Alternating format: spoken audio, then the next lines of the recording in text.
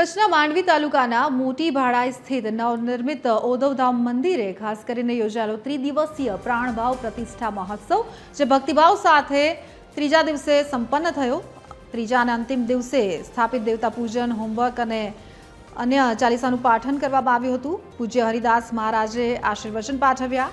બપોરે 12:30 કલાકે વિજય મુહૂર્તમાં ખાસ મંત્રોચ્ચાર સાથે પ્રાણ પ્રતિષ્ઠા विधि संपन्न थई और त्यारबाद पूजा अर्चना करवामां आवी। महोत्सवनी पूर्णाहुति करवामां आवी। प्राणभाव प्रतिष्ठा महोत्सव में पधारेला तमाम भक्तों में हर्षनी लागणी छवाई गई।